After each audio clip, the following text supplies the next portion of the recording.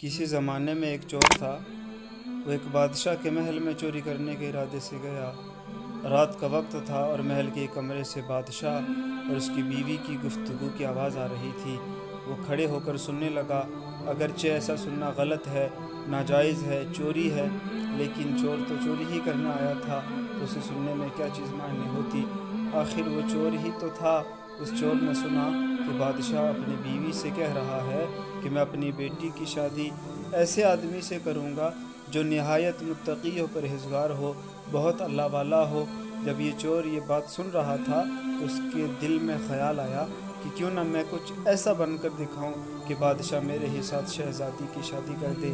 دل میں ایک حرص پیدا ہو گئی۔ اب وہ چوری کرنا تو بھول گیا، لیکن دھوکہ دینے پر اتر آیا اور گھر جا کر بہت دیر تک سوچنے لگا کہ کس طرح میں اس بات میں کامیاب ہو سکتا ہوں۔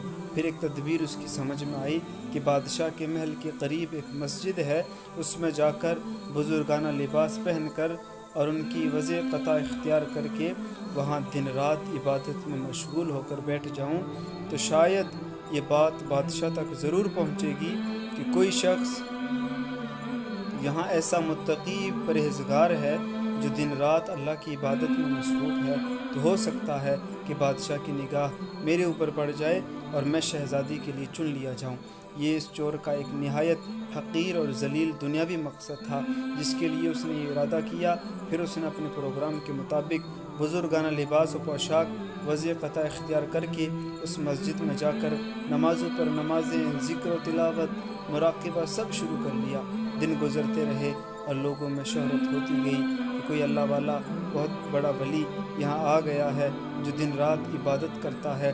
یہاں تک کہ یہ بات بادشاہ تک پہنچ گئی کہ یہاں کوئی اللہ والا آ کر بیٹھا ہے، جوان، زہد و عبادت میں لاجواب، تقوی و طہارت میں بے نظیر۔ جب بادشاہ کو یہ بات معلوم ہوئی تو انہوں نے اپنے ارادے کے مطابق غور و فکر شروع کر دی کہ شہزادی کے متعلق جو سوچا تھا اس کے لیے اسی کا انتخاب کیوں نہ کر لیا جائے۔ بادشاہ نے اس سلسلے میں گفتگو کے لیے اپنے وزیر کو بھیجا۔ وزیر اس شخص کے پاس مسجد پہنچا اور باادب ہو کر اس سے کہا کہ میں آپ کی خدمت عالیہ میں بادشاہ کی طرف سے ایک پیغام لے کر آیا ہوں۔ اس نے پوچھا کہ کیا پیغام ہے؟ وزیر نے بتایا کہ بادشاہ نے کئی سال پہلے یہ فیصلہ کر لیا تھا کہ وہ اپنی بیٹی کا نکاح ایک ایسے شخص سے کریں گے جو بڑا متقی و پرہیزگار ہو، اللہ والا ہو، اور اس کی تلاش میں تھے۔ اب جو نظر گئی تو نظر انتخاب آپ پر آ کر رک گئی ہے، لہٰذا بادشاہ نے مجھے بھیجا ہے کہ اس سلسلے میں آپ سے گفتگو کروں۔ یہ شخص جو دراصل اسی تمنا و آرزو میں یہاں آ کر بیٹھا تھا، بہت دیر تک وزیر کی گفتگو سنتا رہا۔ اس کے بعد اس کی آنکھوں سے آنسو جاری ہو گئے۔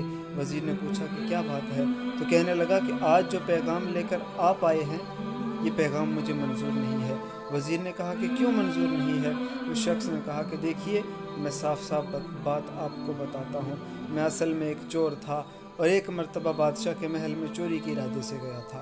پھر جو کچھ بھی ہوا وزیر کو سنایا، اور اس کے بعد اس چور نے کہا کہ میں نے تو یہ وضع قطع اسی حرص کی وجہ سے اختیار کی تھی، لیکن میں یہاں آ کر بیٹھا تو میرے خدا نے مجھے اپنا بنا لیا۔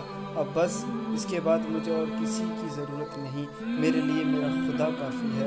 تو بے شک جب عبادت ہو جائے، نماز ہو جائے، ذکر ہو جائے اور ہماری دیگر عبادتیں واقعی عبادتیں ہو جائیں، تو بے شک یہ نمازیں اور عبادتیں انسان کو برائیوں سے روک دیتی ہیں۔